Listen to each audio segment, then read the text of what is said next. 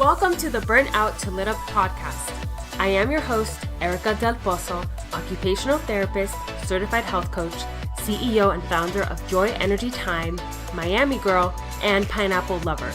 In this podcast, we provide the resources on how to deal with stress, burnout, and anxiety, how to get energized, find true satisfaction and alignment in your life, and more. You will learn how to slay your burnout beast and go from burnt out to a lit up life. Let's do this.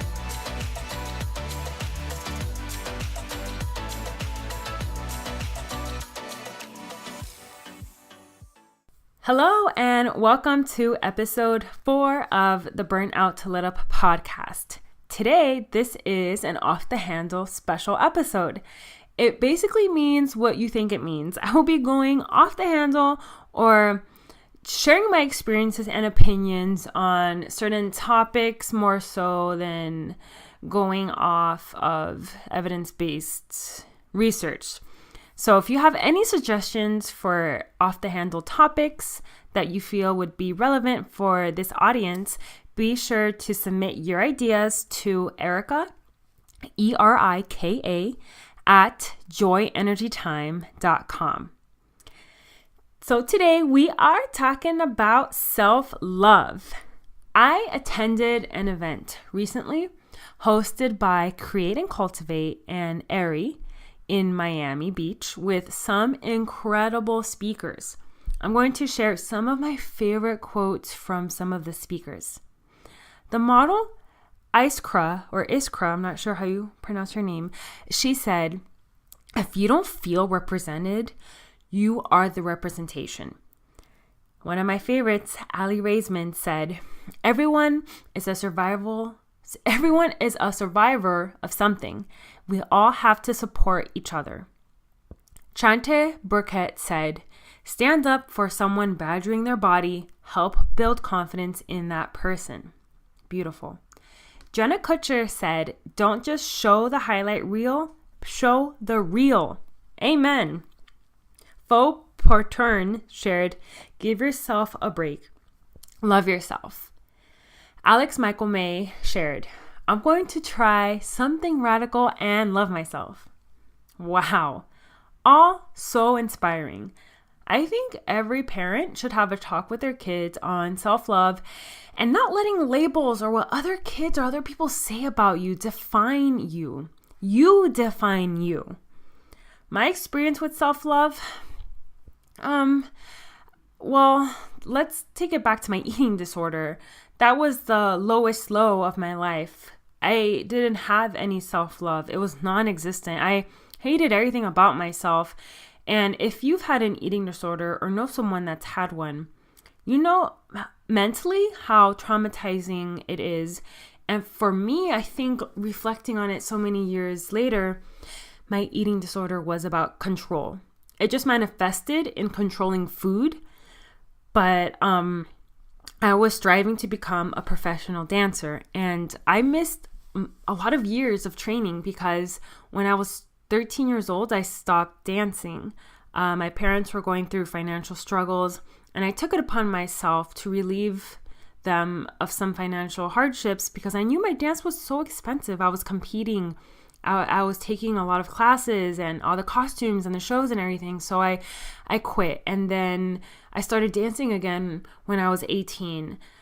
When I went into undergrad, my dance career, I decided it was going to be make or break. Something in me made me just commit to becoming a dancer.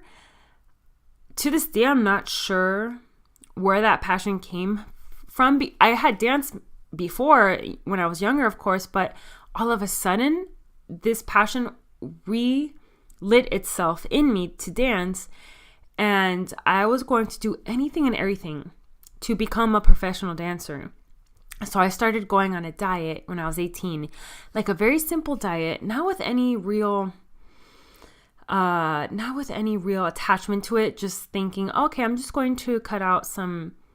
I used to drink apple juice. I'll just cut out the apple juice. I want to make sure I look like a dancer. So I trained excessively, and then my little diet turned into a complete obsession that turned into an eating disorder, diagnosed and everything. And I was in trouble. I went from a healthy weight for my height to 97 pounds, and I'm 5'4". So as a 21-year-old with that weight, it's very dangerously low.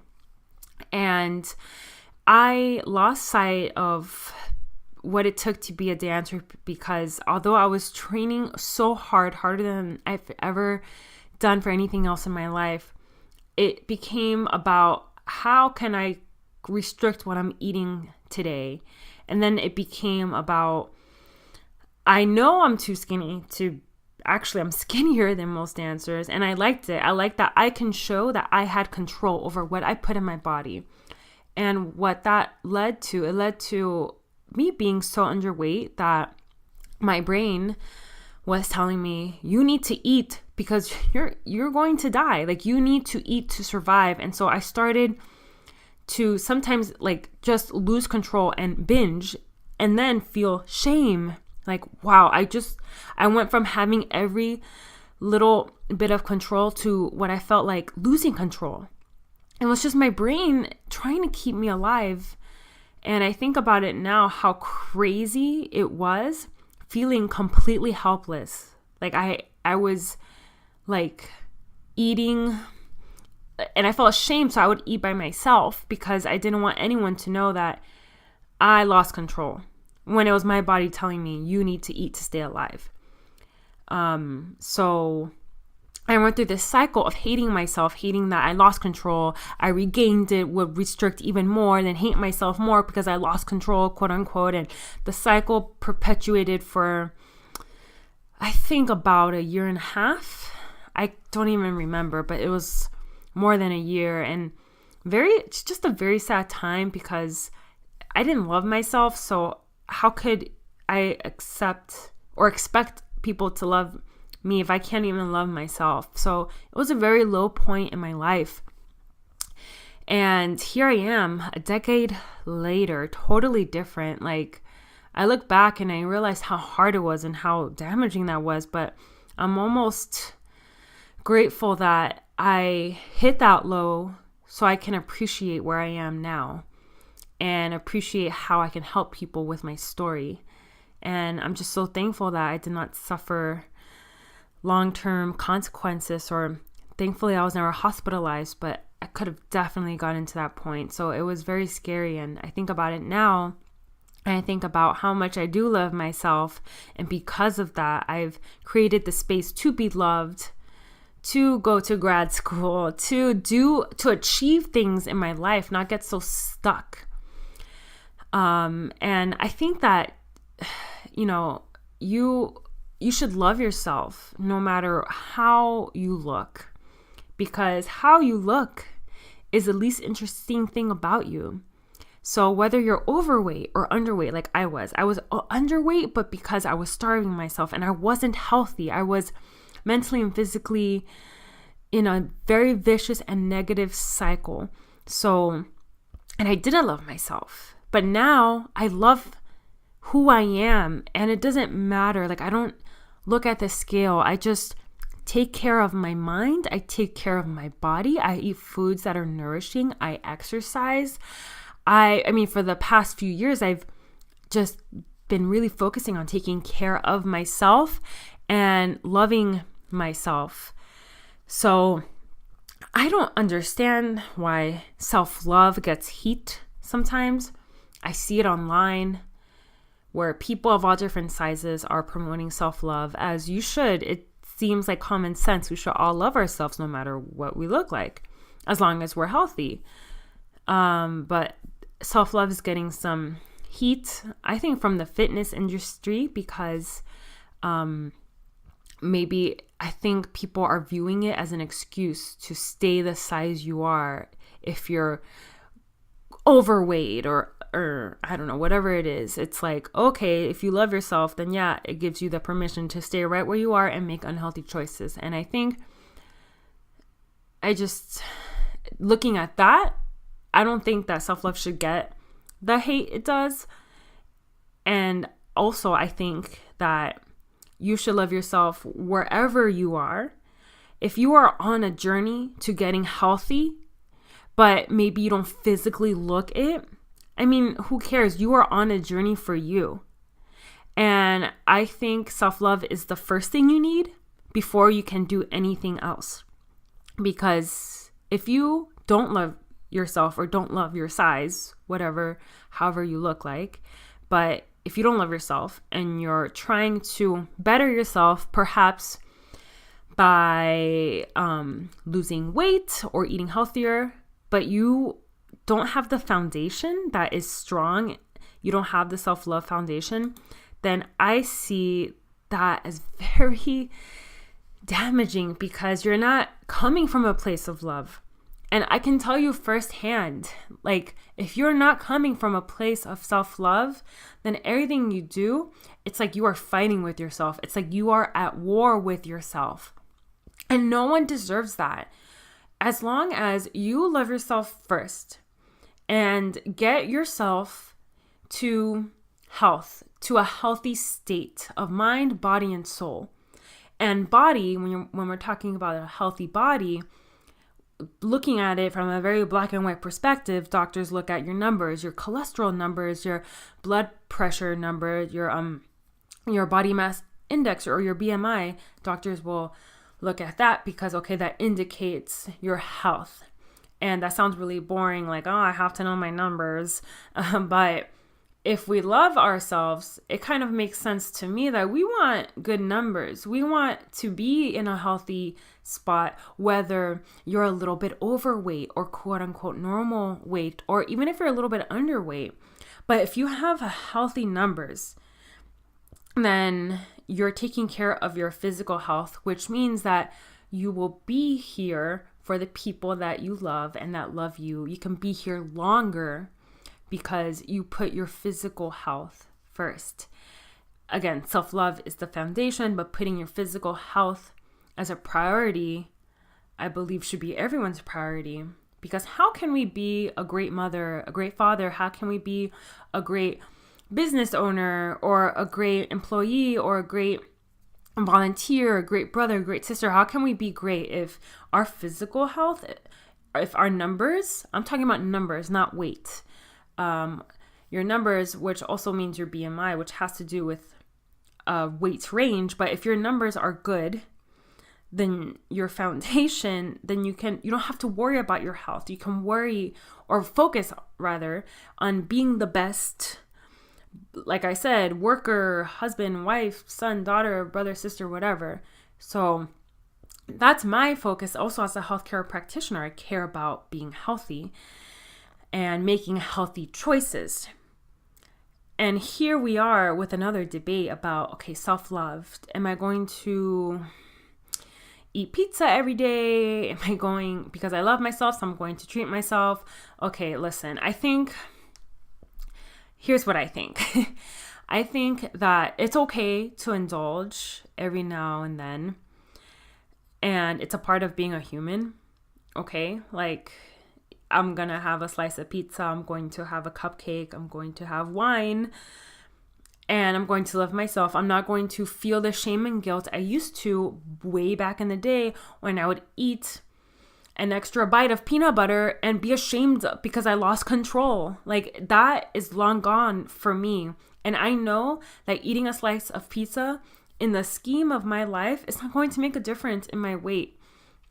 Okay, and I know, like, I have my own internal, my internal states, my internal desires where I know, okay, I'm going to eat foods that really nourish me most of the time because it makes me feel good. And I'm going to treat myself every now and then because I'm a human.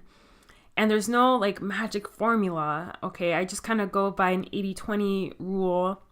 And like I said, I do focus on making healthier choices, especially during the week, because it's my foundation. My health is my foundation. How I feel is my foundation. When I eat crappy foods, I feel crappy and I can't be the best. So I eat because I love myself. I eat good foods because I love myself. I want to be my best. I want to feel my best. And I want to exercise because I feel amazing when I exercise.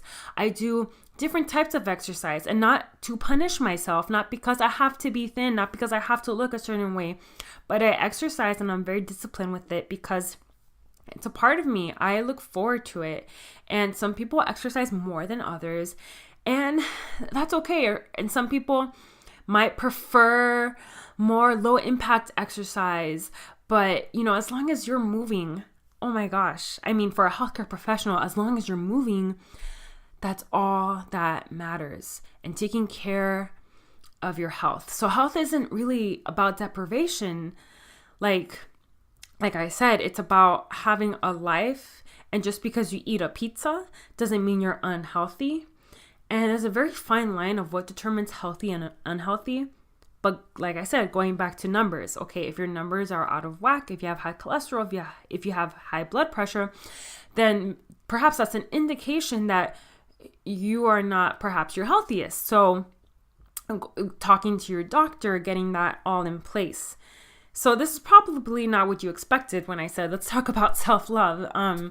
I kind of derailed a little bit, but really what I'm trying to get at is you have to approach things from a place of love. Everything I did when I had my eating disorder came from a place of insecurity. And now, I just use my internal state, like I said, my internal being as the indicator, I guess, of how I feel and what I put in my body and the type of workouts I do, just coming from a place of love and not punishing myself. Whether I wanted to lose weight or gain weight, not punishing yourself, but loving yourself in every step of your journey is the most important thing, because you want to feel energized. And like I mentioned earlier, it's hard to accept love when you don't love yourself. So whether you are at your goal weight or not, heck, you have to love yourself. You have to love yourself now, because when you get to your goal weight, then what? Then it might not be enough. And that you're placing your happiness and your expectations on a circumstance that maybe will not happen. I mean, that goes for anything. I will be happy when I buy the house. I will be happy when I make all that money, or when I get a raise. And then, or I'll be happy when I lose the weight, or when I whatever. It's like, okay, that doesn't work, because you can't put off your happiness for when you get to that point. You have to be intrinsically happy with yourself, happy with your life, and then you will get to that place. And then it doesn't matter what happens after, because you're happy and it's not based on an external circumstance. So, bottom line, I am in control of my health and happiness, and I hope you are too. And you should always love yourself unconditionally so that you can love others and allow others to love you. Boom, there it is. Love yourself, take care of your health, and shine bright like a diamond. Have a great one. I'll catch you later. Was this episode helpful for you? Are you struggling with stress and burnout and finding solid solutions that fit into your life so that you can restore your happiness and slay your stress or burnout beast? Yes, my friends, it's time to slay your beast. We all have a beast to slay. It is slay time. Okay, you get it. So imagine if you could live a satisfying life with a game plan and learn how to implement strategies for an aligned life. A life where you're in control of stress and burnout by adding in some evidence-based interventions like play. This episode is brought to you by my online mini course, Revamp Your Joy, and it's a perfect jumpstart for looking at not just the what, but the how to protect your mental energy and actually learn about the surprising things that drain you throughout the day, the things I experienced firsthand. It's such a fun mini course because I teach you how to explore the impact of play and concepts of flow, how to find the occupations that add flow into your life, how to tackle your Sunday night scaries so you can live a life in peace, set boundaries in your life to maximize your joy and decrease the stress signals in your brain. Find your just right challenge, how to put that into action so that you cannot suffer from yet another unsuccessful New Year's resolution, but have a real approach and plenty more. It's a big, big bang for your buck. And if you're ready to do something about your stress and burnout in a seriously fun, refreshing way, then Revamp Your Joy is a perfect fit for you. You can visit joyenergytime.com and go to the courses tab, then go to mini courses and you will see Revamp Your Joy there. Information for Revamp Your Joy is also in the show notes at joyenergytime.com. Thanks for listening. If you want more, be sure to subscribe to this podcast. Also, share this episode with your friends, and I would be so grateful. If you feel inspired, leave a review on iTunes with an honest comment and or what you'd like to hear more of so you can help me out on my journey in delivering meaningful content. Thanks, mis amores.